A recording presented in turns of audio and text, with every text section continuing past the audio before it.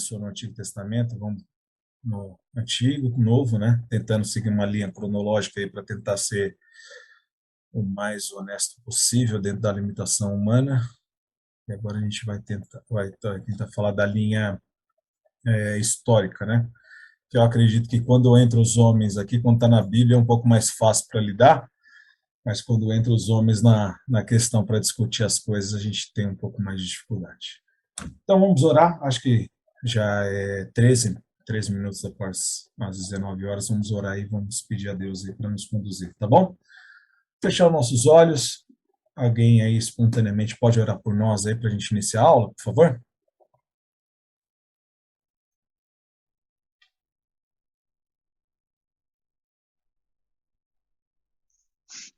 Senhor nosso Deus e Pai, obrigado, Deus, por mais este momento. Estamos aqui reunidos em Teu nome para conhecer um pouco mais de Ti, Senhor. Capacita o Douglas e a todos nós, nossa limitação, nós possamos estarmos antenados e a nossa mente não venha se dispersar, Senhor. Nós possamos estar focados na Tua palavra, Senhor. Que o Senhor nos dê humildade, conforme a gente vai adquirindo conhecimento, que a gente não venha deixar esse conhecimento nos ensoberbecer, que nós possamos cumprir o nosso chamado com humildade, com perseverança e com amor, Senhor. Isso que eu te peço e oro em nome de Jesus. Amém. Graças Amém. a Deus. Foi o Alisson que orou aí? Nossa. Isso. Benção. Então, eu não sei se vocês são que nem eu, mas eu gosto de ver um pouco da reação das pessoas aí para acompanhar. E eu, conforme eu vou projetando aí, eu não consigo. Deixa eu ver se eu estou projetando errado. Eu gosto de interagir com vocês. Aqui a apresentação. Deixa eu ver se eu consigo e deixar vocês. Tá.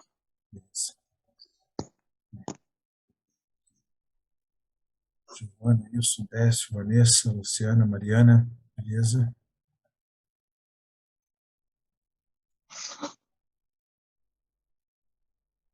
Deixa eu só projetar aqui de novo. Estão vendo aí, né? Sim, estamos vendo. Beleza, tá bom. Então vamos lá. Pessoal, essa aqui, ó, eu coloquei alguns, desde o primeiro aí da apresentação da aula, eu coloquei algumas imagens aí que refletem, quando você vai pesquisar sobre o assunto, sobre a história da igreja, sobre algumas coisas, eu coloquei, né? Aqui é uma ideia do Coliseu, né? Quando você vai desdobrar para a história da igreja, algumas imagens vão aparecendo. O que eu escolhi essa imagem é a imagem do Coliseu ali, onde nossos irmãos, alguns serviram como espetáculos de morte para as feras, né? Após o tempo bíblico, né? Após os últimos discípulos estarem morrendo, após João ali, né? Que foi o último discípulo a escrever Apocalipse, né? Um dos mais velhos ali a escrever. Eles morreram e aí vieram os discípulos, vieram alguns escritos depois, que a gente chama de pais da igreja, e algumas imagens que aparecem aí, exatamente essa, né? A imagem de cristãos morrendo no Coliseu, servindo como espetáculo para a plateia daqueles que serviam a Jesus Cristo, tentando servir Jesus Cristo fielmente, né? Essa é uma imagem para mim simbólica aí. Então, por isso que eu coloquei, para a gente entrar na história da igreja, tá bom? Eu já queria iniciar com uma pergunta, né? E essa pergunta está formulada dessa forma, e eu gostaria de deixar um pouco mais aberto aqui para a gente iniciar a conversa, que vai dar tom para o que aconteceu na história a partir dos apóstolos, a partir da escritura bíblica já fechada, dos últimos escritos bíblicos que a gente tratou, e eu gostaria de perguntar que esse tema, eleição, ele tem um início, né? Ele foi discutido com base num ponto. E o ponto que foi discutido foi a respeito da queda do homem, em Gênesis 3, né? Onde acontece a oferta de Satanás para Eva, e Eva, por sua vez, oferece a Adão o fruto proibido, e ali ele também come, e aí Deus dá a sentença para a serpente, para Eva e, por último, a Adão, né? Lendo Gênesis de 1 a 3, aí para quem conhece a história, acredito que todo mundo que está na aula aqui conhece a história da queda do homem, de quando o homem toma o caminho pelo fato de Deus ter falado assim, de todas as árvores do jardim, essa você não deve comer, e o assunto eleição tem muito a ver com esse ponto, essa te é proibido, né? Você não pode comer essa daqui. Eva, até quando vai falar com a serpente, né, que Satanás incorpora ela ali, Eva responde e acrescenta, né, na fala de Deus, que além de comer, ela não pode tocar naquele fruto proibido, né? Aquele fruto que Deus falou que eles não poderiam comer, porque certamente eles morreriam. E a oferta que Satanás faz, né, no corpo da serpente ali, é que certamente eles não morreriam, mas que eles seriam como deuses, que eles conheceriam o bem e o mal. Me diz uma coisa, a imagem que eu estou colocando aqui, elas servem como opostos, né? Por isso que eu tentei exagerar aqui na imagem.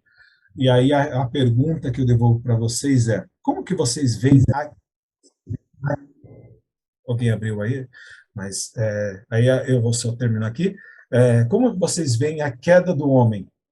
Você vê que lá em Gênesis 3, Adão e Eva, quando eles caíram, eles sofreram um arranhão, eles sofreram uma desfiguração de alguma forma aqui na figura do homem, aqui, né, um pouco mais clara, que eles sofreram um arranhão, eles quebraram alguma coisa, realmente eles feriram alguma ordenança que Deus tinha passado para eles, mas eles não se feriram completamente, nem totalmente, nem morreram completamente em sua espiritualidade ou em sua humanidade, ou o extremo oposto que eu tentei colocar aqui, né, que o homem, na queda, ele sofreu uma queda tão brusca, tão terrível, tão depravada, que ele chega a figurar, né, alguma coisa assim, que ele realmente fugiu daquela imagem que Deus criou em 1 Gênesis 1, 27 e 28, né, onde Deus cria o homem à sua imagem e semelhança.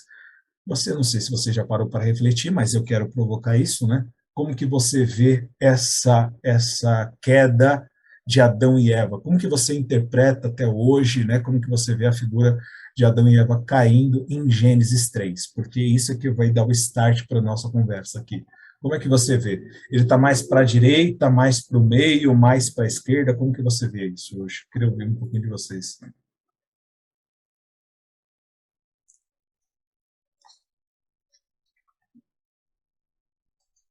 Eu não vejo dessa maneira física, né? Porque ele caiu espiritualmente. A queda do homem foi espiritual, não física. Porque ele era santo, quando ele desobedeceu, entrou o pecado.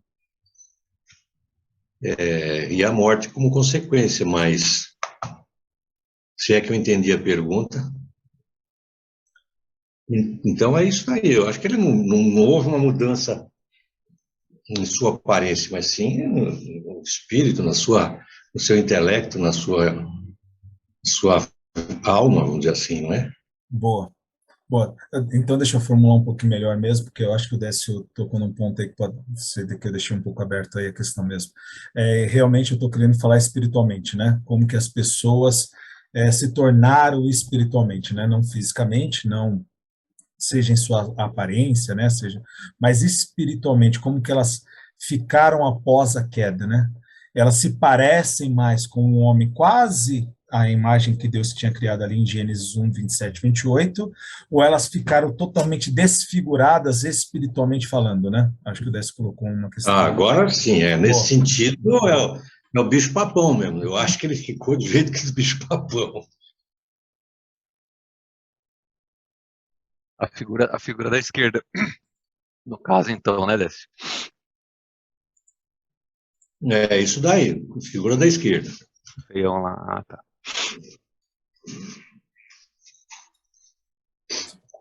Esperar um pouquinho mais. Pode falar. Douglas, eu concordo com o Décio que espiritualmente o homem, depois, após a queda, ficou bem espiritualmente, aí a alma bem, fugiu a palavra aqui, né? Bem contaminada, bem deturpada.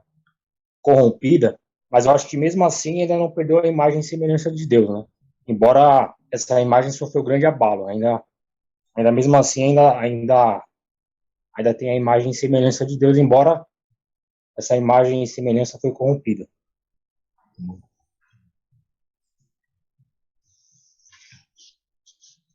Difícil pergunta. Alguém mais?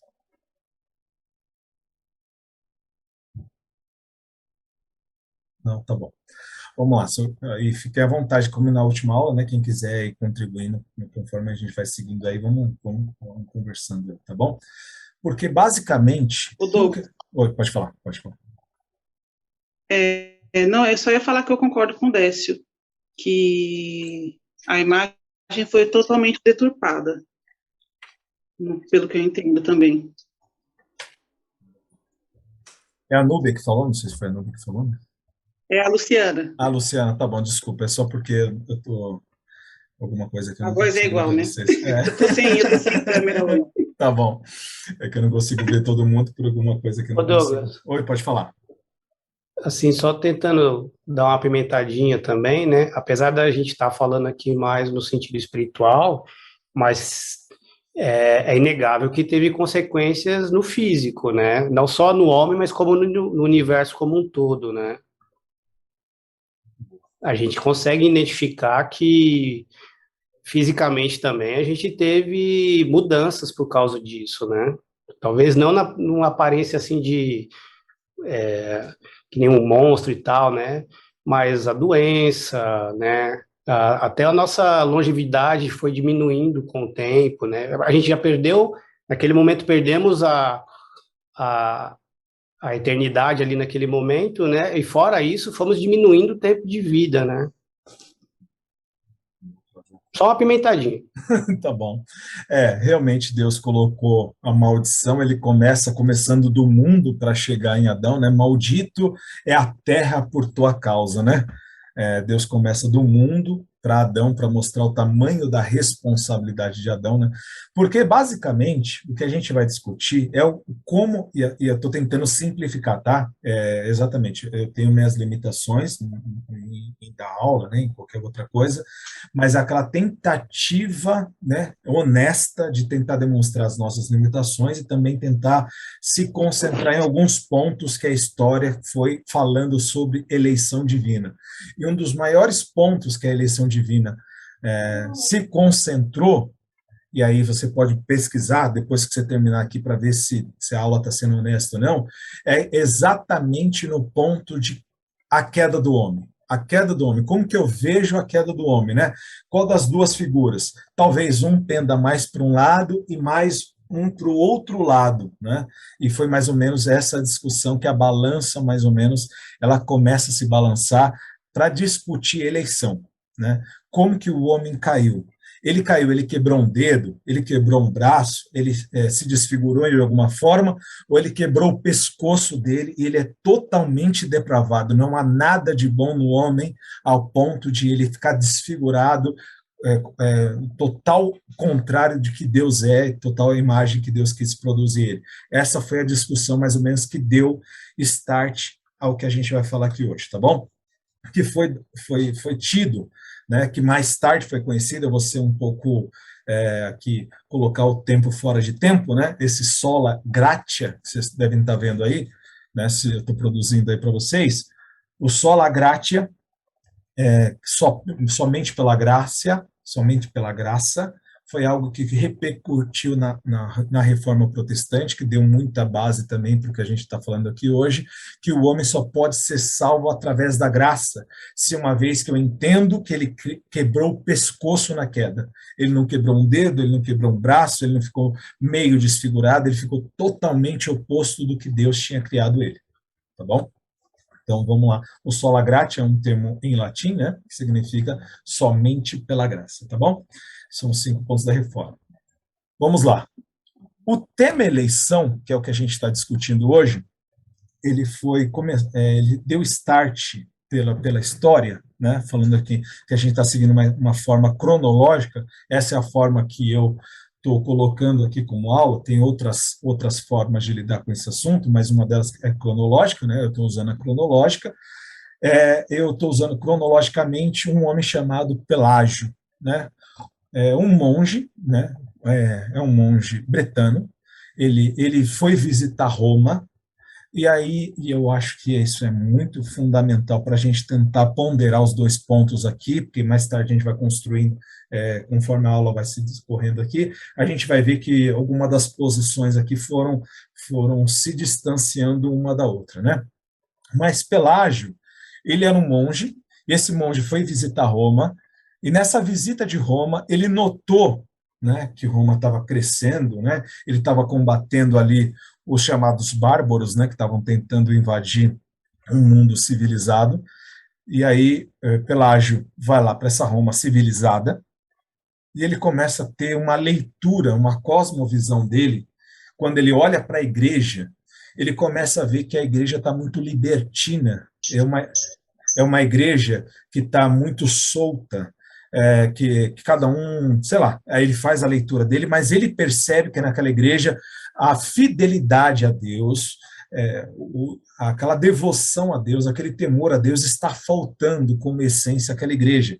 E aí, além de tudo aquilo que ele está vendo, Pelágio, lá no século IV, né, que ele é tido como século IV, ele começa a se defrontar com isso, só que lá em Roma, um monge também está se destacando.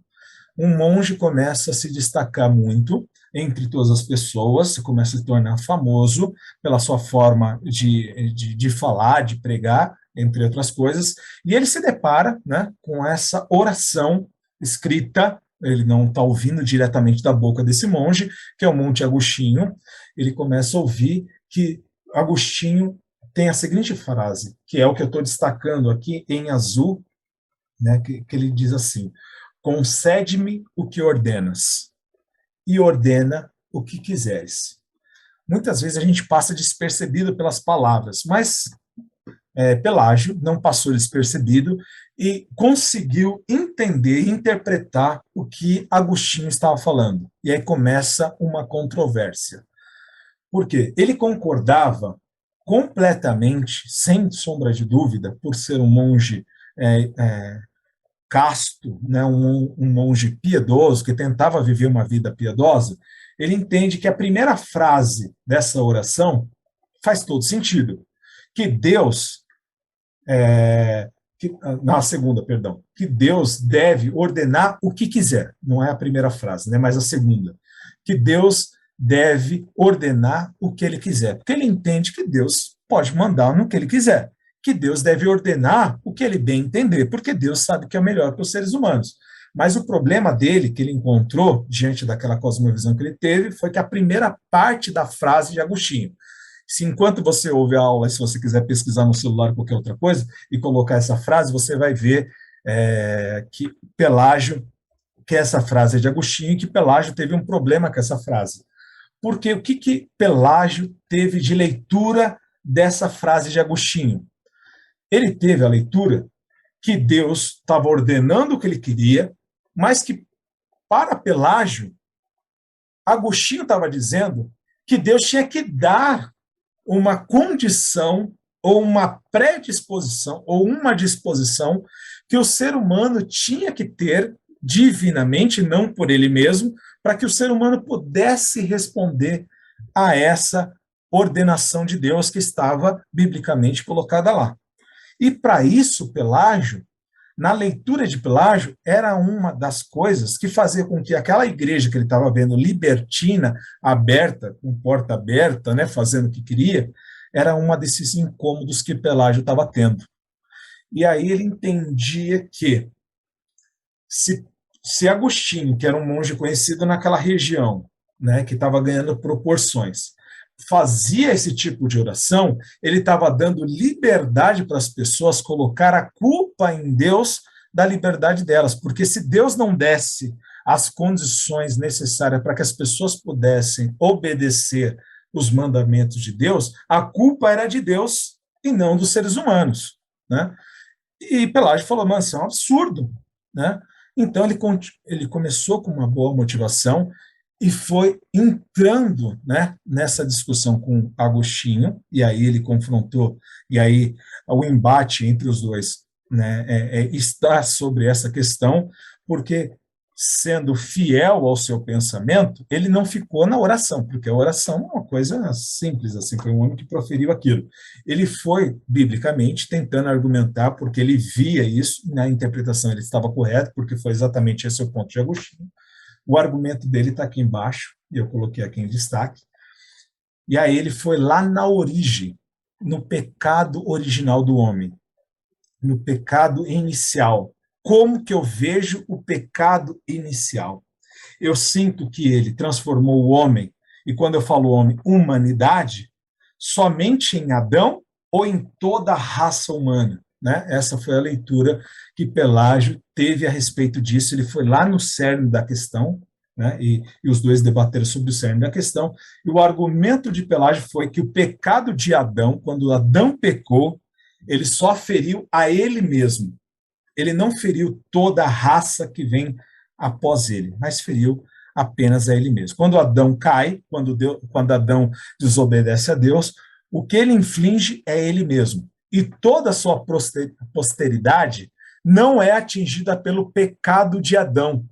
Ele não é atingido, mas que o homem peca, e aí ele estava levando por causa da vida dele séria diante de Deus, o homem peca porque quer, porque o homem imita outros homens pecarem, porque ele vê uma geração corrupta pecar, e ele começa a fazer isso de forma, é um pouco de Rousseau, né? Não sei, conhece um pouco da história, mas um filósofo francês falou que a gente é fruto do meio, né? Que a gente peca por causa do meio que a gente vive, mas ele não entende que isso está na essência do ser humano, que isso está na imitação dos outros seres humanos. A gente peca por imitação.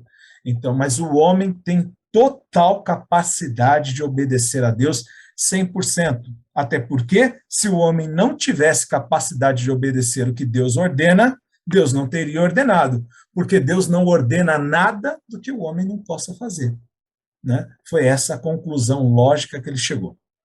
Beleza? Alguma pergunta, alguma coisa até aqui? Eu vou passar para o próximo ponto de Agostinho, que foi o contraponto. Alguém quer fazer alguma consideração? Heresia, né? Só rapidamente, isso aí é considerado heresia pela igreja. Isso, Ele é heresia. É. Essa é a religião do homem moderno, né? Que ele pode tudo e consegue pelo esforço dele e tudo. Então a gente às vezes é muito pelagiano sem saber, ou né, sem dar o devido nome. A gente é pelagiano em muitas, porque a gente tem dificuldade com a graça. Mas pelagianismo é heresia, né? Então Agostinho foi contra e a igreja adotou o que vem na sequência aí que o Douglas. Isso mesmo. Alguém mais? Não? Se quiser, pode falar, tá? Vamos lá, vamos crescer como igreja aqui. Agostinho, ele se contrapôs a esse ponto de Pelágio, né? Por quê? Porque Agostinho tentando jogar mestre, e aí é um problema, né? Quando a gente está dando aula, que a gente pode pender e vocês perceberem que a gente está pendendo mais para um lado do que para o outro, tá? Então faça essa divisão. Você note isso, que eu vou tentar sempre pender para o lado mais agostiniano da coisa do que para o pelagiano da coisa. Então isso tem que ficar claro para jogar honesto. Então, assim, Agostinho... Que bom, cara. que alívio. Agostinho, né, que a gente fala de Hipona, né, que nem Jesus Cristo, que não é sobrenome de Jesus, né, Agostinho de Hipona também não era o sobrenome dele, mas era a região em qual ele se localizava, né. Agostinho, ele se opôs fortemente a Pelágio, né. Ele opôs, e sempre fazendo a leitura da queda, tá? Que foi a pergunta inicial. Agostinho se opôs fortemente a Pelágio, porque a gente não precisa voltar nele lá, tá? A nossa leitura é deles, mas a gente pode olhar muito para nós. O quanto a gente tenta lutar contra o pecado. E a gente nota que a gente, por mais esforços que a gente tenta fazer, a gente tem muita dificuldade em obedecer a Deus, extremamente dificuldade em obedecer a Deus. E Agostinho levou nesta linha, né? E ele levou na linha de que, cara, eu estou tentando lutar contra o pecado, eu vim do meio do pecado. Agostinho tem uma vida pregressa muito terrível. Para quem estudar Agostinho, a história de Agostinho, Agostinho era um mulherengo, ele é um problemático. A mãe dele era extremamente piedosa, pelo que se conta a história, né? Que é o que a gente tem. A mãe dele era piedosa, tentava ensinar os caminhos cristãos, porque o imperador de Roma já tinha acontecido, né? A religião oficial, assim, do império já era o cristianismo. Então a mãe dele era essa mulher piedosa que tentava ensinar o cristianismo. Só que Agostinho teve uma vida pregressa muito ruim, mexeu com religiões não cristãs, né, maniqueísmo. O maniqueísmo é basicamente, né, tentando resumir do resumo, é a leitura entre os poderes opostos do bem e do mal, que lutam de igual forma, né, que Deus, aquela coisa dualista como a gente tem, que Deus tem o mesmo poder do mal, o mal tem o mesmo poder que o bem, que isso é uma heresia também. Deus é extremamente, soberanamente mais poderoso que qualquer mal, e ele se envolveu com esse tipo de religião também. Só que ele estava tentando ser sincero consigo mesmo. E aí você pode ler e pesquisar sobre Agostinho, essa é a leitura dele. Ele faz Confissões, que é um dos livros que ele lançou, Cidade de Deus, outro livro que ele lançou, perdão. E Agostinho demonstra que ele estava tentando lutar honestamente contra o pecado.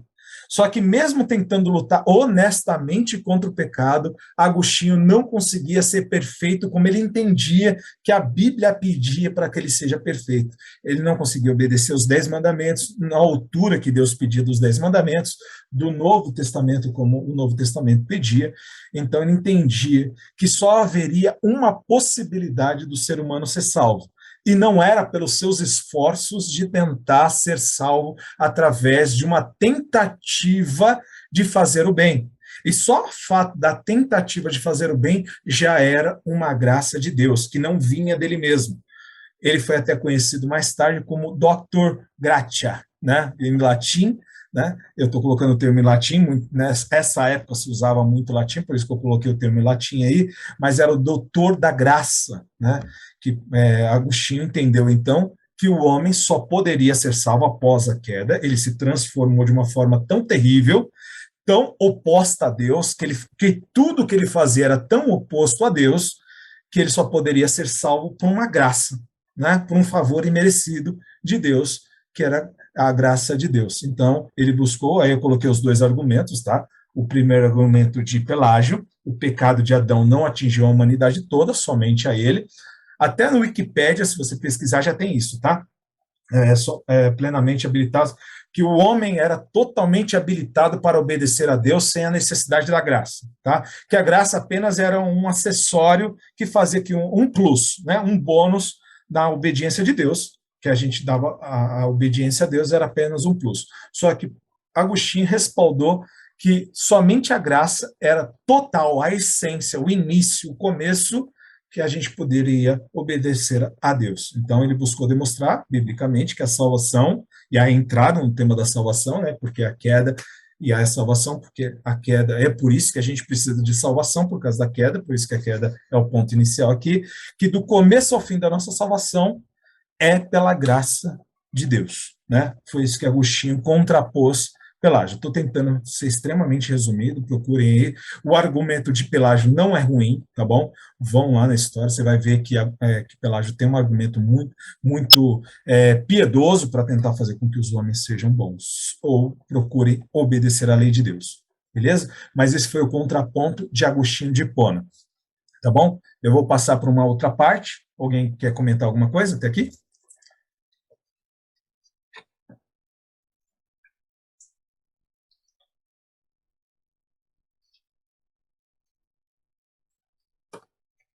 Beleza. Tá tranquilo, Douglão. Tá bom, vamos lá.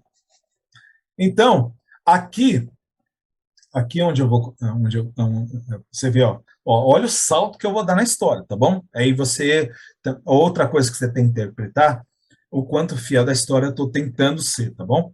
Estou pulando do ano 360, né? 300, 400, que é o ano de Pelágio de Agostinho. Eu estou trazendo as pessoas mais icônicas a respeito desse assunto, tá bom? Então, estou dando um salto enorme na história, pode ter outras pessoas aí que eu deixei de considerar. Estou pulando praticamente 1000 anos, né? Então, você imagina o que acontece em 1000 anos. Eu vou considerar duas pessoas agora de novo. A primeira foi entre Pelágio e Agostinho. A igreja, os concílios que foram, deram, vamos dizer assim, julgaram que Agostinho estava certo e Pelágio estava herege, né? Foi condenado herege pela igreja, pelo concílio, e aí vocês podem acompanhar também que Pelágio foi considerado como herege. O homem não consegue obedecer a Deus como Deus pede para ele obedecer na Bíblia, tá bom? Então ele foi considerado, foi uma frase que o Davi colocou aí para nós. Saltando aqui 1000 anos após, nós vamos entrar em dois outros debates. São dois nomes que eu vou trazer para você aqui. Erasmo, de Roterdã, e depois Martinho Lutero. Então, são dois caras que aparecem aí, dois nomes famosos que aconteceram para debater predestinação, eleição e a queda do ser humano, sempre focado na queda, tá bom? Erasmo de Roterdã, ele foi um humanista, tá? Humanista. Ele fez uma leitura antropológica do ser humano, ele fez uma leitura de como o homem, as virtudes dos seres humanos, né? Ele teve um olhar muito focado mais para o lado humano do que para o lado epistemológico, né, que é chamado, né, o lado sobrenatural, o lado divino, mas que não, entenda uma coisa, eu não estou querendo falar mal de Erasmo de Roterdã, que foi um cara realmente bom, no sentido de que fazer uma boa leitura do homem é também não desfigurar o homem ao ponto de achar que o homem é mau, porque tem muita religião ruim, herética, pagã, onde detona a criação de Deus, que é os seres humanos. Quando Deus criou o homem, ele falou assim, quando ele terminou de criar o homem, Gênesis 1 e 2, ele vai falar assim, o que eu criei aqui é muito bom. Essa é a leitura de Deus, tá? É a leitura de Deus. Então, Erasmo de Roterdã, vamos dizer assim, está dando eco à voz de Deus. Estou tentando ser o mais honesto possível aqui. Erasmo de Roterdã fez esse eco de que o homem é uma criação boa de Deus. E quando ele fala disso, ele olha para o ser humano e ele vê uma lógica nisso. Cara, o ser humano foi criado por Deus, ele tem uma posição privilegiada diante da criação, e realmente ele tem, e ele escreve um livro, e foi uma das pessoas que cunharam, em primeiro ponto, além de Pelágio, né, que deu início a isso, e outros pensadores nesses 1000 anos, mas Pelágio cunhou o termo livre-arbítrio. Né? Nesse livro que eu estou colocando aqui, se você quer saber a origem, e aí você pode começar, talvez, aqui para arranhar a ideia de quem começou a falar de livre-arbítrio. Né? Aqui, ó, delibero arbítrio de atribe, né?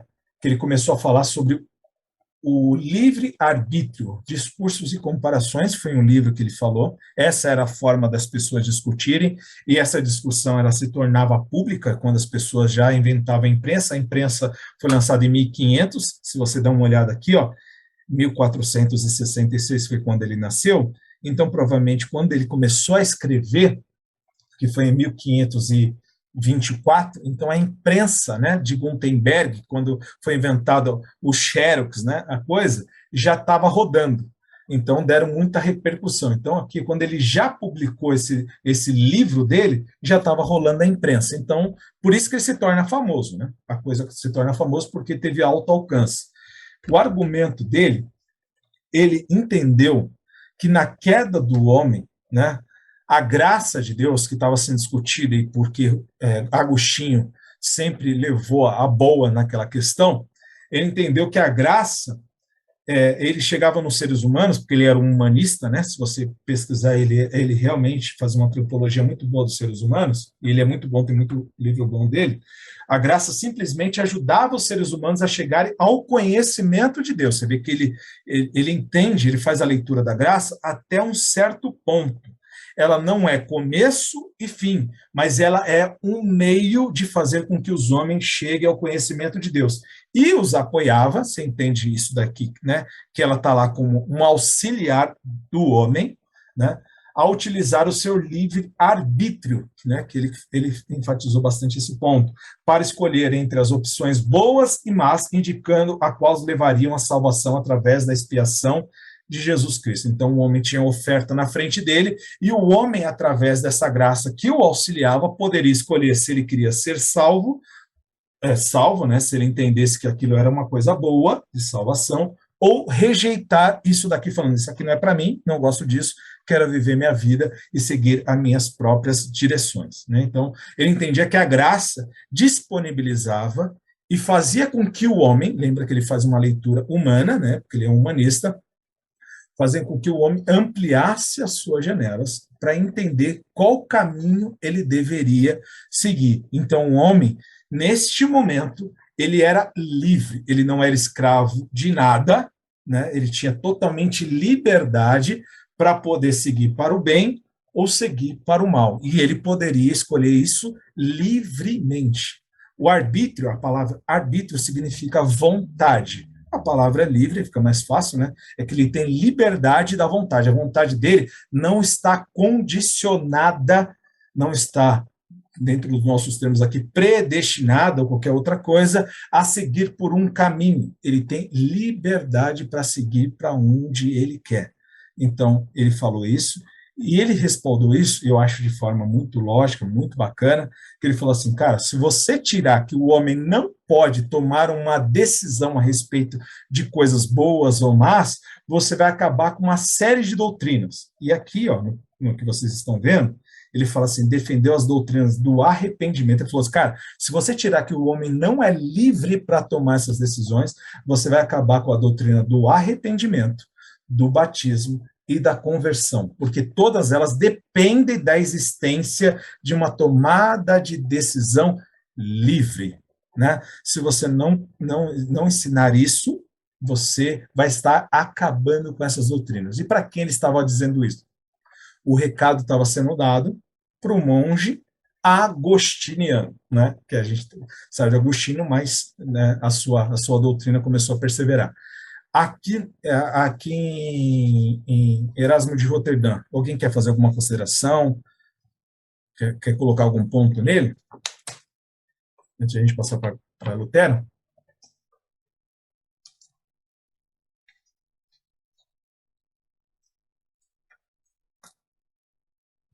Não? Beleza. Qualquer coisa, me falem, tá? Então, seguindo aqui, contemporâneo de Erasmo de Roterdã, nós temos Agostinho. Se você vê, eu não estou inventando a roda aqui, né? Ambos trocaram essas correspondências, tá?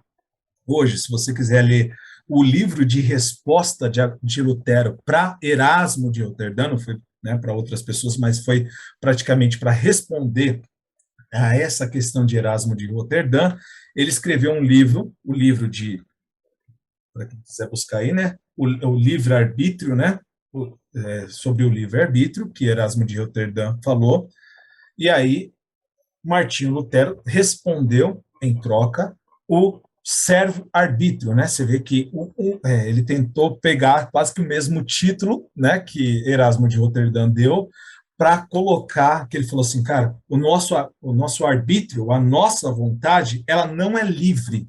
E aí é o ponto, né? Ela é serva, e ela é serva de uma vontade natural, de uma inclinação que eu tenho, sempre com a visão da queda do homem. A partir da queda do homem, nós nos tornamos servos de um desejo, as nossas paixões, as nossas inclinações, a nossa naturalidade, ela caminha para uma servidão que não é a servidão do bem, mas é a servidão do mal, é a servidão de escravos do pecado. Nós não somos livres, nós somos escravos de um pecado.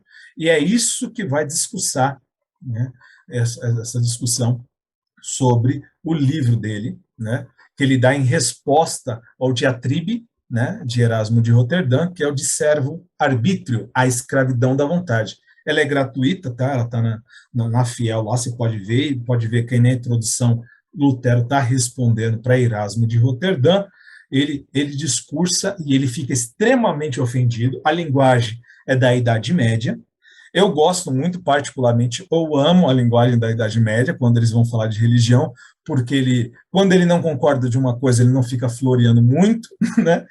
O problema é que dá a entender de pessoas serem salvas ou não serem salvas, e pode dar a entender isso, como se eles estivessem falando que uma pessoa é salva ou não outra, mas quando eles não concordavam com uma coisa, eles chamavam de cães raivosos, espumando, era uma linguagem bem pesada que eles usavam. Lutero usa muito isso no livro dele, falando a respeito de Erasmo de Roterdã, e aí ele vai falar a respeito do livro dele, contradizendo ponto a ponto e mais, né, vai acrescentando, porque o volume do livro dele é 2 vezes maior do que Erasmo de Roterdã, falando que o homem não tem liberdade para escolher entre o bem e o mal. E aqui a coisa vai, né, vai criando o corpo.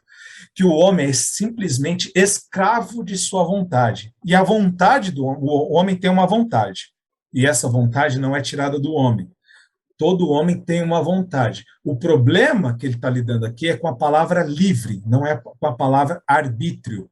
Arbítrio existe, o homem tem uma vontade. Só que essa vontade não é livre, ela é escrava. E é por isso que ele escreveu a escravidão da vontade. É por isso que ele escreveu esse livro com esse título.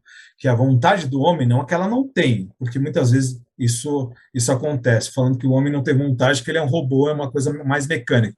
O homem tem uma vontade, mas essa vontade é escrava, tá bom? Eu queria colocar aqui, para trazer um pouquinho mais para nós, para a gente não ficar tanto lá na Idade Média. Tem 2 homens que pegaram esse livro em 1957, que foi uma versão inglesa que foi prefaciada pelo D.E. Parker, né, que para quem conhece teologia, para quem lê alguma coisa aí, vai saber que esses caras são de respeito, né? Acho que tem muito admirador dessas pessoas. 2 homens fizeram a introdução dessa primeira versão que chegou em inglês em 1957, e eles colocaram luz sobre todo o tema. É um livrinho bem fininho, dá para baixar também, né? Esse de servo-arbítrio, e eles colocaram luz sobre a questão principal de Lutero. Qual é a fonte do estado da fé? Qual é a origem? Em outras palavras, aí, da onde vem a fé do ser humano? Era isso que Martim Lutero, que sempre que deu start para a reforma, que é a justificação pela fé e não pelas obras, né? Como a Igreja Católica até então batia muito no tempo dele. Da onde vem a fé? Essa é a pergunta também que eu gostaria que fosse considerada aqui, que esses 2 grandes teólogos consideraram, e eles lançaram luz aí numa frase simples: da onde vem a fé? Ela vem do homem? Nós conseguimos produzir fé? Eu consigo produzir fé e crer em Deus? Ou Deus que produz fé em mim? É uma ação de Deus para mim ou de eu para Deus, né? Porque eles saíram de alguns termos que estavam sendo cunhados ali para chegar nesse cerne da questão. Se a justificação é pela fé, e pela fé em Cristo Jesus, não é pelo que eu faço, mas é pela fé, então eu vou direto na questão. Essa fé vem da onde? Eu posso produzir ela pela minha livre vontade de querer escolher o bem, ou eu não posso porque eu estou escravo do pecado e eu só posso entender que essa fé vem através de Deus por graça, né? Então eles prefaciaram esse livro e escreveram e colocaram essa consideração. Eles tiveram a opinião deles aqui, como a minha intenção não é fechar, porque eu quero dar liberdade para cada um, né? Dar liberdade para cada um tomar uma posição aqui, foi o que eles colocaram ali e fizeram essa questão, porque eles entenderam que essa questão é a questão chave para entender eleição, predestinação, da onde vem a fé, tá bom? Se vocês procurarem isso também, versão inglesa de 1957, colocaram o nome desses senhores aqui, eu vou mandar o material para vocês, vocês vão poder ver que isso realmente foi real, eles prefaciaram esse livro. E aí eu coloquei aqui. Porque um dos pontos principais de Martim Lutero, por isso que ele ficou tão ofendido talvez com o livro de Diatribe, né, de Erasmo de Roterdã, é que ele entendia, a reforma deu um estouro, porque ele entendia que não era porque você pagava indulgência, que você ia para a igreja, porque você obedecia o Papa, XYZ, e aí a reforma estourou porque ele entendia que a fé, o acesso a Deus, a salvação, estava envolvido fé e não obras, né? Então, que mais tarde, né, não foi nessa época, que foi formado sola fide, ou um termo em latim que é somente pela fé, nós só somos salvos através da fé. Só que essa fé, ela tem um ponto anterior, que é o sola gratia, que é o que o Agostinho tinha, ele era um monge agostiniano, né? Então, que era respaldada, que era pela graça de Deus que essa fé vem através de Deus e que o ser humano não consegue produzir essa fé. Então, está o argumento aqui dele, que ninguém pode obter a salvação da redenção através de suas próprias escolhas, mas somente através da graça de Deus, simplificando aqui o argumento dele. Beleza? Alguma coisa, algum ponto?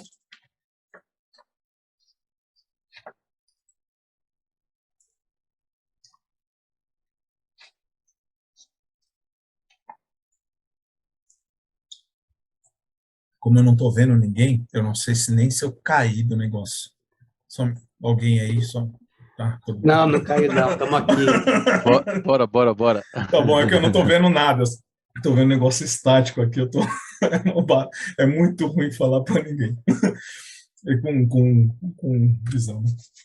Então tá bom.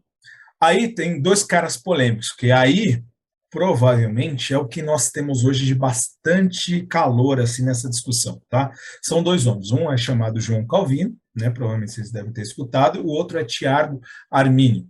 Foram eles que formularam essas ideias? Não. Eles estão sempre respaldados por sua história, né? Se você for ver, ambos aqui, Martinho Lutero, né? Erasmo de Roterdã, Calvino e Tiago Armínio estavam ali no século XV e XVI, né? 1559, 1509, 1483, mas Martinho Lutero foi até 1543. Ambos nunca se viram pessoalmente, né? Nem Martinho Lutero e nem Calvino, trocaram algumas cartas aí, mas eles não se viram.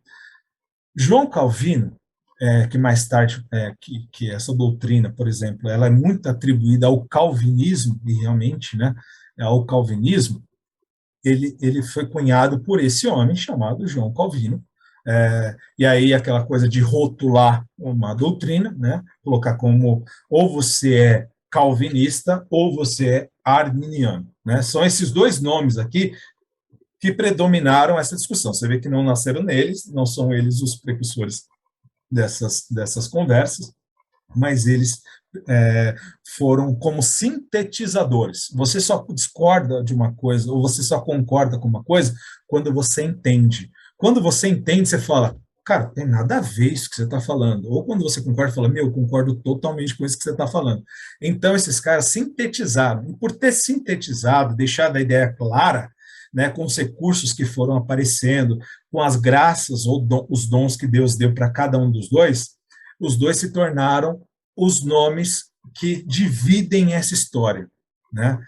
Só que nós temos um problema aqui, porque ambos acreditam na eleição. Parece que ambos estão contrapondo um ao outro, né? E nem foram eles, foram os alunos deles, né? Que depois que vieram. Mas parece que um é adversário do outro. Só que no final, depois eu vou mostrar para vocês, que ambos, as linhas que a gente pode seguir aqui, ambos adotaram a eleição divina como uma coisa bíblica. Não tem nenhuma linha histórica, não falo nem reformada, né, antes da reforma, nenhuma história tradicional que não acredite que a eleição seja uma coisa divina, que é uma coisa que está bíblica. Não temos nenhuma linha, pelo menos tradicional, que diga que a eleição divina é bíblica ou não. O ponto vai cair, e eleição, só para gerar um pouco mais de impacto, que eleição talvez seja um nome mais tranquilo, a predestinação dos seres humanos, de se eles vão para o céu ou vão para o inferno, é uma coisa aceita em todas as linhas, tá? E eu vou mostrar isso mais para frente. Em todas as linhas aceitam a predestinação, como sendo uma coisa bíblica que Deus falou e que Deus predestinou. A única divergência que tem é quando aconteceu um pouco disso. Será que Deus viu a fé nas pessoas, foi uma presciência de Deus, Deus olhou a história e viu que os homens iam crer, ou se Deus, não considerando a história dos homens, vamos dizer assim, né, eu vou até jogar contra mim, né, que Deus não considerando as coisas dos homens, ele simplesmente predestinou as pessoas, independente se elas fizerem coisas boas ou coisas ruins, Deus predestinou as pessoas. Aí é essa a leitura, tá bom? Mas ambos, tanto João Calvino, que foram, né, que dão os nomes de calvinismo ou arminianismo, ambos criam tanto na predestinação quanto na eleição, porque os dois eram bíblicos, tá bom? Então, os dois criam nisso, beleza? Então, aqui só colocando, João Calvino, ele é tido hoje, e ele tem isso escrito, eu tenho livros aqui falando sobre pregação, ele pregava claramente sobre a eleição divina, sobre a predestinação, escreveu as Institutas, né, que é como se fosse uma instituição da religião cristã, lá na Suíça, né, que ele escreveu lá, a história dele é bem interessante, tem algumas controvérsias a respeito de João Calvino, de ter mandado para a fogueira uma pessoa que discordava dele, e ele criou tanta popularidade na região em qual ele pregava, em qual praticamente ele era um juiz, e ele conseguia condenar pessoas à morte, né? Então, teve uma pessoa, que esse talvez é o que pese na biografia de João Calvino, que ele mandou matar alguma pessoa lá, condenou à morte, né? Condenou à morte uma pessoa porque discordava ali de sua teologia, que ele entendia que era uma teologia bíblica, né? Então, o ponto aqui sobre o João Calvino, ele é odiado ou ele é muito amado, né? Não pode ser idolatrado, né? Mas ele é muito amado ou ele é muito odiado, muitas vezes porque as pessoas fazem uma leitura dele, eu também vou ponderar depois do Tiago Armínio, mas faz uma leitura dele que ele é muito fatalista. Ele enfatiza em sua teologia, nas Institutas que ele escreveu, são 2 tomos desse tamanho, né? Eu tenho os 2 tomos aqui, fiz a audácia de ler, mas as traduções que eu tenho não são muito boas, é um português muito difícil, são 2 tomos bem grandes, ele escreveu com 25 anos, e ele escreveu muito sobre muitas coisas, principalmente sobre a ação do Espírito Santo nas pessoas. E ele toca nesse assunto de predestinação, de eleição, de como Deus faz soberanamente as coisas, e ele é tido como esse cara um pouco mecanicista ou fatalista, que não interessa o que você fizer.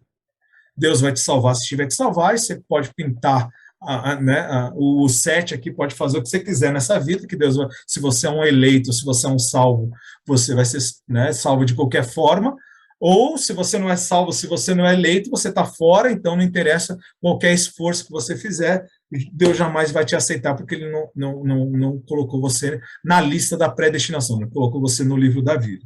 Ele, né, essa fama veio para cima dele, mas de uma das coisas que ele mais falou em todas as institutas dele foi a respeito do Espírito Santo. Se era para conhecer João Calvino sobre alguma coisa, ele falou sempre sobre muito. Em todos os seus escritos, até nas Institutas, ele fala mais do Espírito Santo do que predestinação e eleição. Mas, como ele falou de uma forma muito clara sobre a predestinação e sobre a eleição, principalmente sobre Romanos, sobre a leitura de Romanos 9, Romanos 11, né? Ele e os outros textos, né? Mas Romanos 9 e Romanos 11, a forma com que ele interpretou e fez a leitura desses 2 capítulos aí da Bíblia, ele foi conhecido como esse teólogo da predestinação e da eleição divina, e aí se dá o nome hoje de calvinismo, de quem toma uma linha de que Deus predestina as pessoas ao céu, né? Então, o João Calvino ganha essa fama, tá bom? Vou passar para Tiago Armínio. Alguém quer fazer alguma consideração de João Calvino? Se eu fiz jus ou não fiz jus, né? Deixa eu só fazer uma pergunta com relação ao tempo. Parece que não vamos conseguir esgotar esse assunto hoje. Vai continuar na semana que vem, até chegar nos nossos tempos? Legal, Décio. Eu não sei, né, de algum ponto que você deve estar partindo aí, que deve ser interessante, pelo que eu te conheço, mas eu vou terminar aqui, Décio, aí você vê se eu estou te respondendo. O que eu vou terminar aqui aí tentando fazer, teoricamente, uma linha médica. Eu vou terminar a história aqui em dois teólogos, em 1700 e 1800, que é John Wesley e George Whitefield, né, que são dois grandes evangelistas. Um era arminiano, um era calvinista, né, entrando na história. Eu vou terminar nesses dois. Eu vou chegar até esse ponto. Na próxima aula vai falar sobre a expiação de Jesus. Tá bom. Mas se você, por gentileza, tá, Décio? Se você lembrar de alguma coisa aí, por favor, nos ajude aí. Uma coisa, né, para transportar para essa década aqui. Não, tudo bem, tudo bem. Tá bom. Aí, Jacó Armínio, né? Jacob Armínio, Tiago Armínio. Oi, pode falar. Eu acho que, complementando com o que o Décio está falando, né, que é um sentimento que eu também tenho, é que, tudo bem que quando você terminar nos outros dois filósofos, que são muito bons também, mas a gente vai chegar numa situação que ambos têm argumentos que são bastante... fazem bastante sentido, né? Sim. Talvez o que o Décio está querendo chegar é justamente a gente debater esses argumentos, né? Ah, legal. Porque é complicado depois você chegar numa... Eu vou ser bem sincero, né? Até para mim também, né? É complicado depois a gente bater o martelo de que é uma coisa e não é a outra, porque a outra também, no meu caso, às vezes eu penso que eu sou um pouco calvinista e tem alguns momentos que acho que eu sou um pouco arminiano. Tá bom. Não sei se alguém pensa, se alguém sente isso também, né? Bem-vindo ao time.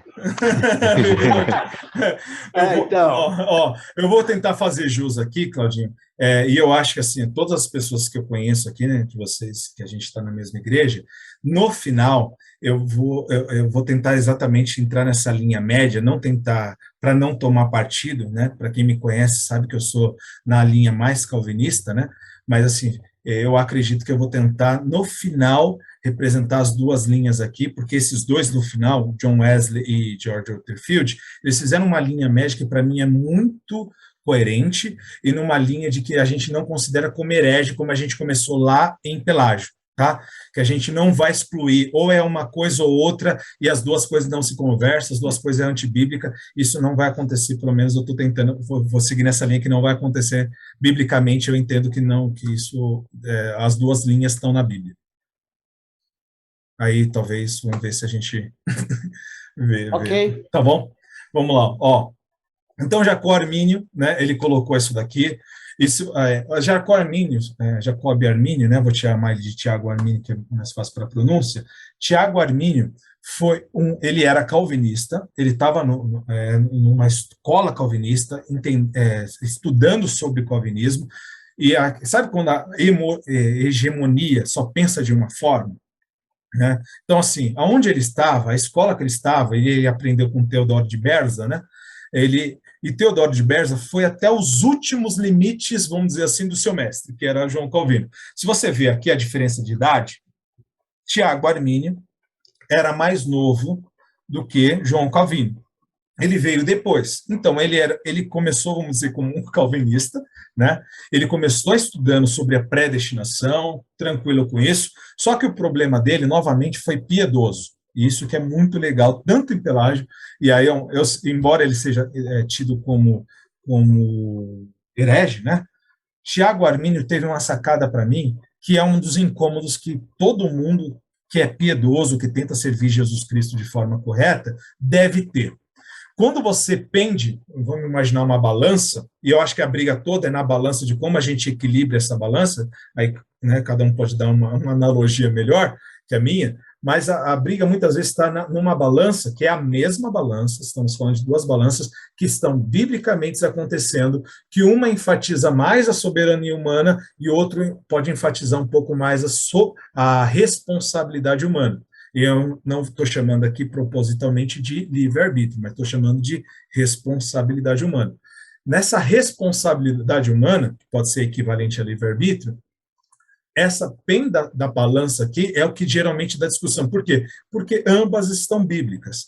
Tiago Armínio, ele começou a dar uma olhada, e como Teodoro de Berza estava muito forte nessa linha calvinista, que ele é chamado até de ultra-calvinista, ele estava falando ele começou a fazer leituras da Bíblia, até antes da Bíblia, do que a Bíblia não fala. Teodoro de Berza, que era um calvinista ferrenho, roxo, vamos dizer, né, na nossa linguagem de hoje, e ele começou a fazer leituras, tem um termo, eu esqueci agora, me fugiu da cabeça, mas é a leitura de quando Deus predestinou essas pessoas, porque ambos creem na predestinação, como eu falei, e vocês vão ver no final que eles realmente, eles descrevem como ambos creem na predestinação, só que Tiago Armínio entendeu que Deus tem um pré-conhecimento da história, onde ele fez uma leitura da história e tomou uma predestinação, então a presciência vem antes, e a predestinação que ele crê vem depois. Então essas leituras fora do tempo. E Teodoro de Berza estava fazendo essa leitura, então por isso que ele argumentou sobre esse ponto, uma leitura antes do tempo, que a Bíblia não retrata. A Bíblia começa em Gênesis 1 lá, quando ela fala, no máximo, lá em 1 Pedro, de quando essas eleições ou essa predestinação aconteceu, mas eles se arriscaram a conversar sobre isso. Então ele vai falar de uma presciência, e até ele argumentou um pouco sobre isso. Ele rompeu com Pelágio, né? Ele não é um pelagiano, algumas pessoas o chamam de semi-pelagianista, que talvez ele seja, se a gente fosse entender numa linha que o Tiago Armínio estaria no final dessa linha, mas eu acho que o John Wesley conseguiu ir além dele, foi melhor do que ele, né? Mas ele seria no final da linha de um pelagiano, ou de um semi-pelagianista, entendendo da responsabilidade humana. Porque se eu colocar toda a ênfase na soberania de Deus, como Teodoro de Berza estava dando, eu vou chegar na conclusão que Deus é autor do mal.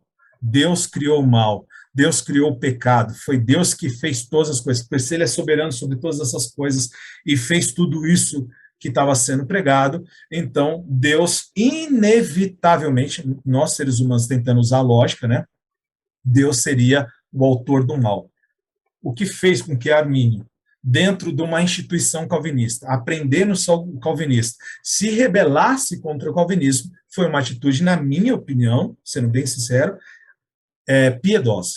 Eu não posso atribuir o mal a Deus, de forma nenhuma.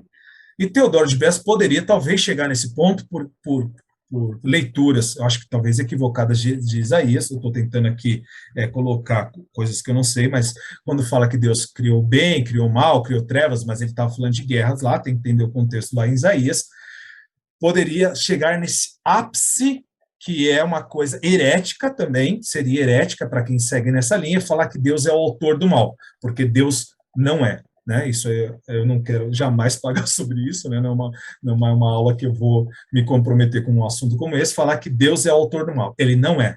Deus odeia o mal, os olhos dele não podem completar, como diz em Malaquias. Deus não pode nem olhar o mal. Deus é totalmente puro. Então, quando Tiago Armínio fez essa leitura, uma das coisas, tá? Você pode encontrar outras aí, mas uma das coisas que você também vai encontrar é que ele chegou a esse ponto e falou assim, cara, se vocês seguirem nessa linha, vocês vão fazer Deus o autor do mal, e Deus não é o autor do mal.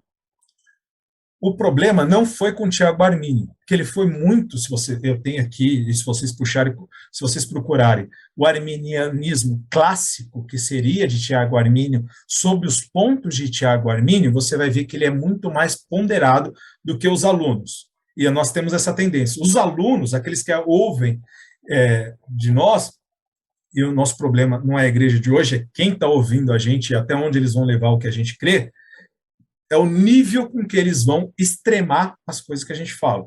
E aí isso aconteceu dos dois lados, tanto de João Calvino, com Teodoro de Berza, quanto com Tiago Armínio, a respeito dos remonstrantes que eram seus alunos, tá bom? E aí, os seus alunos levaram isso ao pé da letra. E se você quiser ser coerente, os arminianos tentando ser coerente com a sua fé, com a sua crença, com a sua leitura lógica, e a gente, inevitavelmente, a gente é ser humano, a gente precisa ter uma lógica na nossa cabeça, a gente tem dificuldade em viver com mistério, e a Bíblia tem muito mistério, esse é um deles, e aí eu vou ter que fazer uma consideração aqui, a gente tem tempo para isso, eu vou fazer um parênteses aqui. Alguns mistérios na Bíblia tem. Por exemplo, Trindade, e o que a gente está falando de eleição, ela está dentro da mesma categoria, tá? Ela não está fora dessa categoria.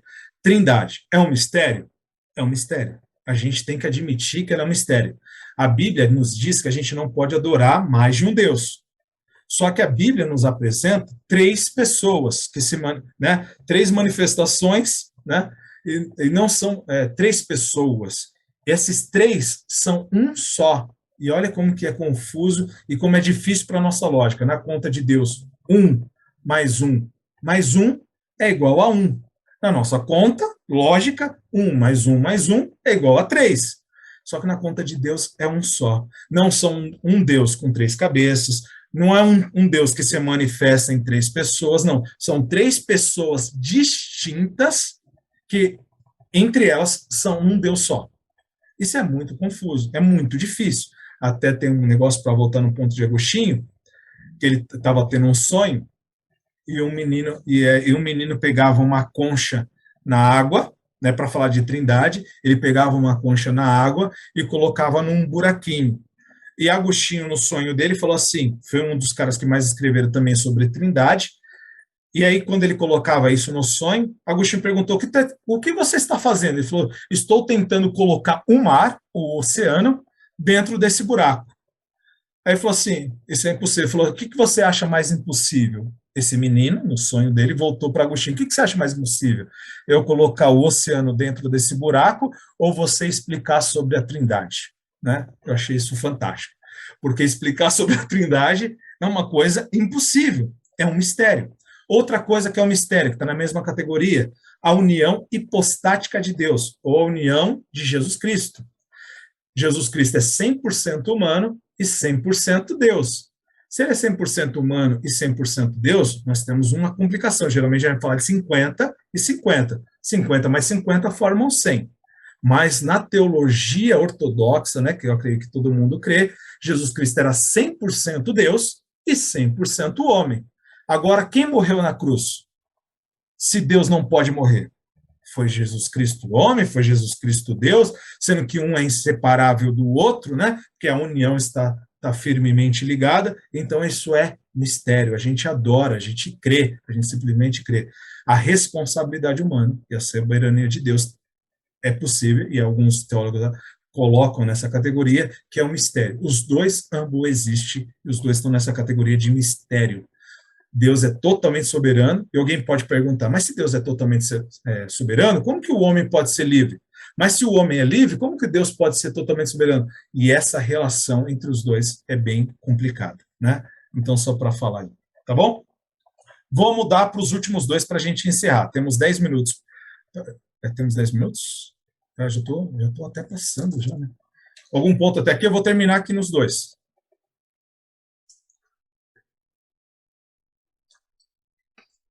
Alguém quer levantar algum ponto até aqui?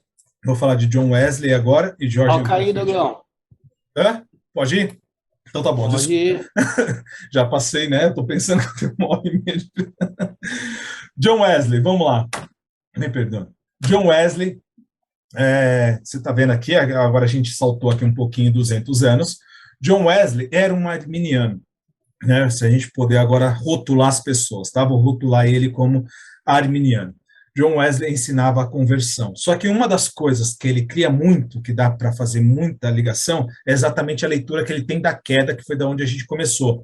A leitura da queda dele, de como um homem caiu, é totalmente depravada, que o homem está morto em seus delitos e pecados. Ele fede, ele cheira mal.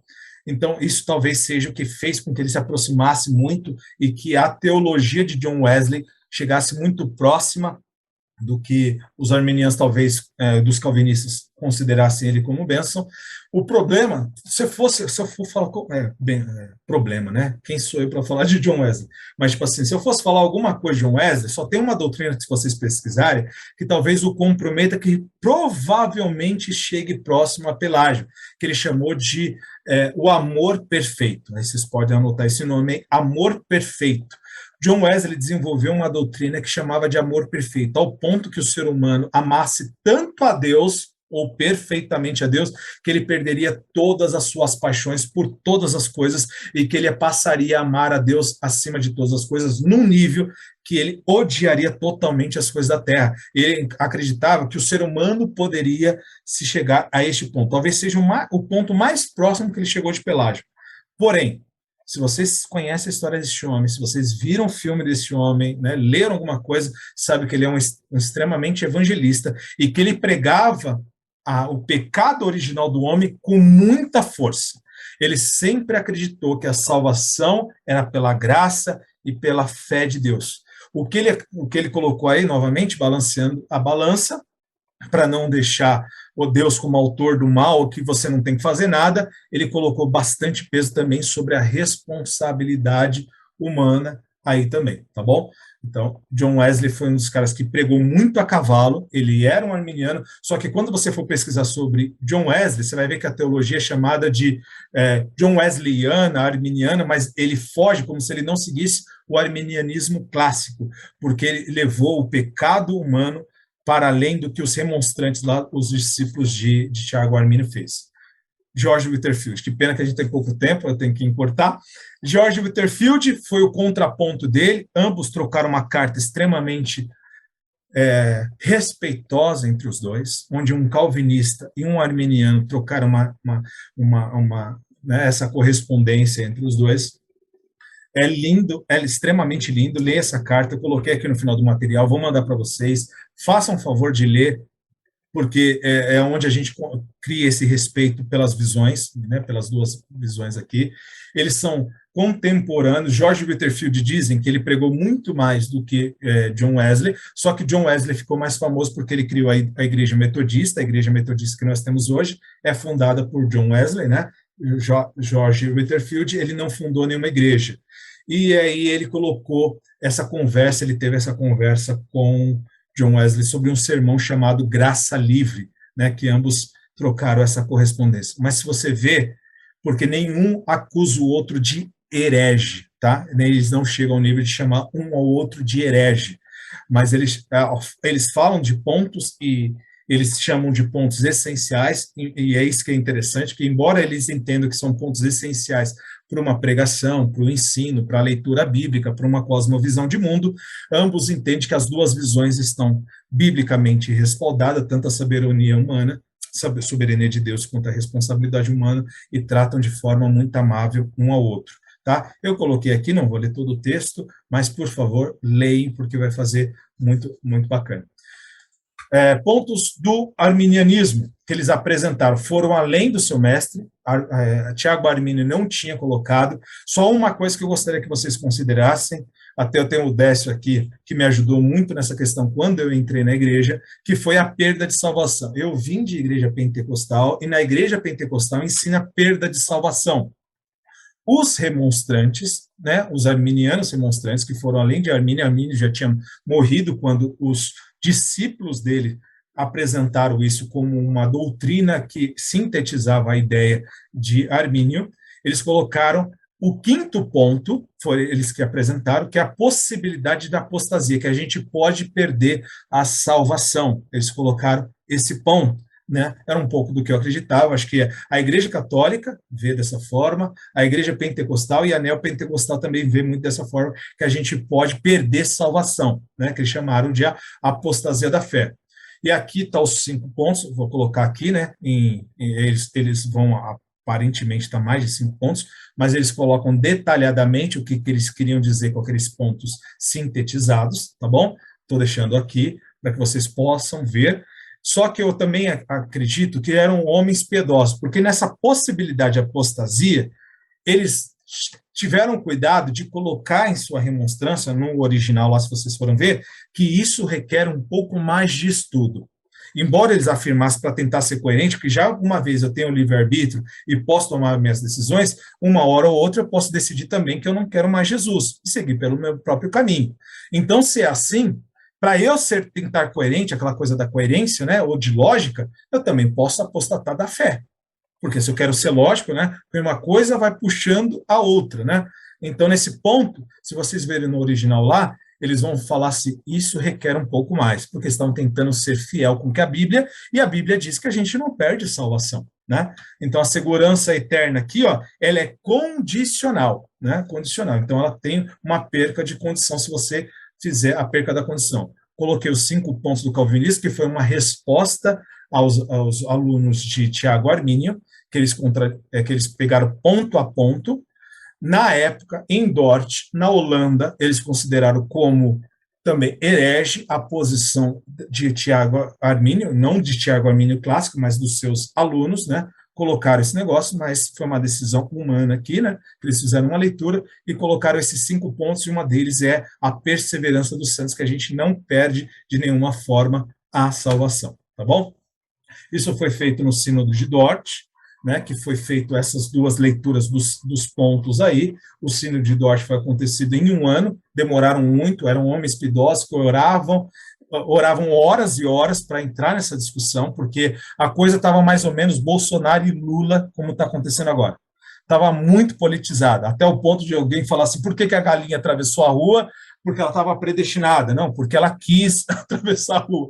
Então, assim, a coisa estava muito politizada nessa época, né, principalmente nessas regiões de Suíça, Holanda, né, onde a reforma estava tendo mais impacto. Eles discutiam isso em quase todos os assuntos, e aí o Sínodo de Dort considerou que os 5 pontos calvinistas eram os 5 pontos que estavam fiel à Bíblia, tá? Aí vocês podem procurar, se vocês verem aqui, ó, é uma leitura, e eu procurei fazer isso também, para não tirar de livro, é da Wikipédia, tá? Vocês podem pesquisar aí da Enciclopédia Livre, porque, e aqui eu queria colocar também um ponto, onde a eleição, se vocês verem a eleição, ela não é um ponto, talvez, de tanta discussão assim, porque tanto o arminiano quanto o calvinista, eles creem em eleição. A eleição divina está... O ponto é se ela foi predestinada ou se tem uma presciência. O arminiano também crê na predestinação, não tem problema nesse ponto aqui.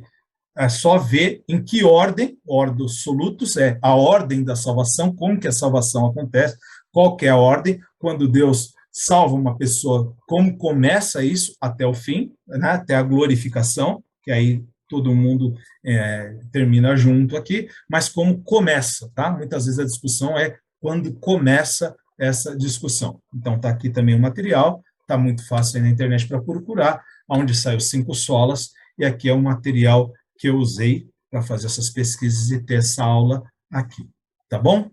Desculpem estar correndo aqui, eu sei que a aula se avançou muito, por isso que eu tive que dar uma corrida, vou mandar o material para vocês, para pesquisa, aprofundamento e outras coisas. Querem considerar alguma coisa para a gente terminar?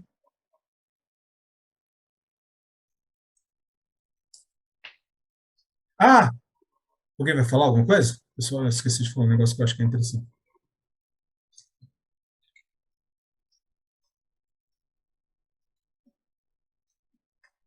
Eu vou dar só uma opinião no sentido assim, pelo menos para mim, né? Às vezes a gente fica muito preso ao tempo, pelo menos para mim não teria problema de passar do horário, até porque o tema não vai conseguir nem... A gente só pincelar mesmo, né? Então, Porque... para mim não teria problema, tá? Que às vezes eu vejo que tantas vezes você, como o Davi, aí quando eu também dava aula, a gente tinha essa coisa de, tá acabando... Cara, claro, né? acho que a gente tem que estar aqui disposto a debater e conversar mesmo. Tá bom. É por causa da questão da gravação, eu acho. Pelo menos quando o chefe lá falava para a gente procurar manter 1 hora, né? 1 hora, né? É verdade. Então só vou tentar ser, para a gente terminar aqui, a gravação também, né? Porque o pessoal que vai assistir depois, o que eu gostaria, que eu achei extremamente lindo que aconteceu nessa troca dos dois, tá bom?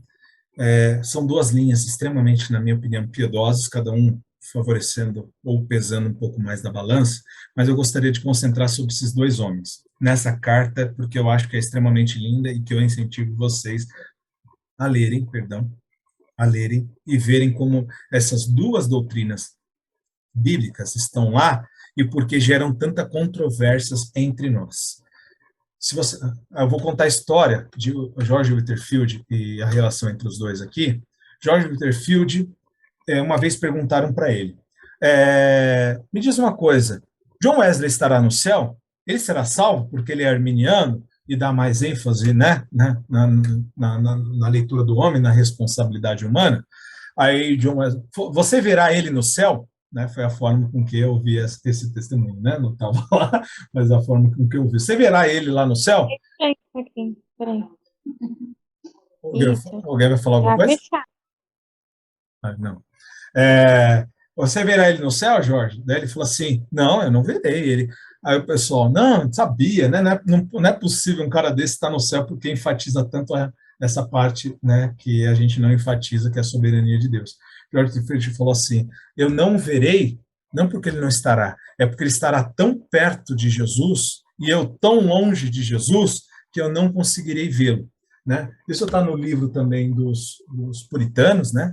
Essa frase está nos puritanos, né? Ele falou: não verei John Wesley, porque ele estará tão perto de Jesus e eu estarei tão longe que eu não conseguirei enxergá-lo. Né? George Whitefield, ele morreu respondendo perguntas bíblicas. Ele estava subindo uma escada com uma vela na mão, fala que a vela, né? Estão falando de 1700, né? Ele estava subindo a escada, as pessoas que estavam na casa dele perguntando algumas coisas, ele tinha terminado de pregar, como eu falei, era extremamente um evangelista, ele pregando, falou que quando ele chegava no final da escada, a vela dele estava muito curtinha. Quando ele deitou no quarto, ele morreu e faleceu. Então foi uma das mortes lindas, ele morreu pregando o evangelho, né, falando sobre o evangelho, e na morte dele, quem foi pregar quem deu o sermão quando ele morreu. Né? Quem foi o homem que foi pregar no funeral dele? Exatamente John Wesley. Né?